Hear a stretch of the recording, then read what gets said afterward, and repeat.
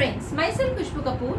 Welcome to my channel Exotic Chemistry, where the mission is not only 100% marks but also 100% knowledge. Today I am going to share the topic from class 10, chapter 2, acid, bases and salt. In that I am going to choose the topic acids.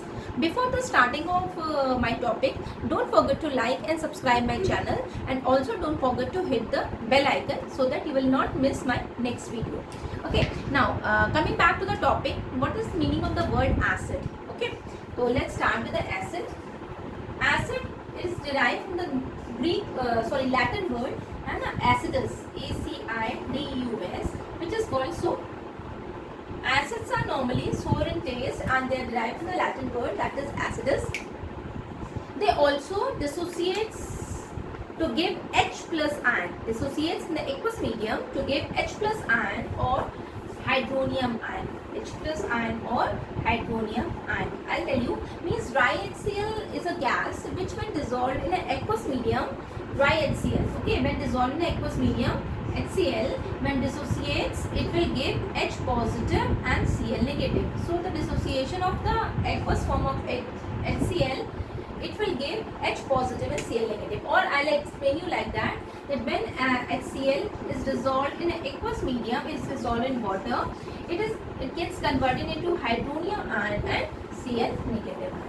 So what is an acid? Acid are those substances which dissociates to give H plus ions or the hydronium ion. Now, before the continuing further, the acids are normally classified on the basis of their source, on the basis of their nature, then on the basis of their dissociation, on the basis of their strong or weak, or you can say the dilute or the concentrated acids. So let's start with the classification. I hope this topic is quite clear to you. Acids are those that dissociates to give H plus ions. Okay. Now the moving further is the classification of acids. What are acids? Acids are normally classified on the basis of their source. First is on the basis of their source. What is that source? The source can be any organic or inorganic. Fine. The source can be organic acids or the inorganic acids. Now, for the organic acids are those which are obtained from basically plants or animals. Organic acids. They are those which are obtained from plants or animals. You have eaten many citrus fruits, lemon, then amla, then oranges. These are all the citrus fruits. Okay, in that we are having the acid called the citric acid. What you can say is vinegar. You had the vinegar also. In that we have the acetic acid. Then milk, or you can say the curd. We are having the lactic acid. Means these all are the natural organic acids which are obtained from plants or animals. Then moving further is the tamarind. That is imli. We are having the tartaric acid. Means the acids which are normally organic in nature, which we are obtaining from plants or animals. But there are also the acids which are inorganic, means which are obtained from the earth crust. We have already read about the organic acids. What about the inorganic which are obtained from the earth crust? These are also called the mineral acids from the earth crust. We are obtaining this from the earth crust. Okay. For what are those? Hydrochloric acid, then nitric acid, and last but not the least, the king of chemical, that is the sulfuric acid. So the acids are classified on the basis of their source, then they are as organic acids and the inorganic acids. Now moving further is the on the basis of the dissociation. What about the dissociation? I had already told you that the acids are those that dissociates in water, means in the aqueous solution, to give H plus ions. So the acids which dissociates completely to give H plus ions. See, they are the strong acids on the basis of their dissociation, strong acid and the weak acid.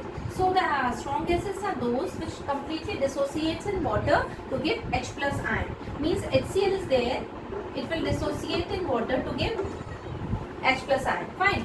If we talk about HNO3, it will give H plus and NO3 negative.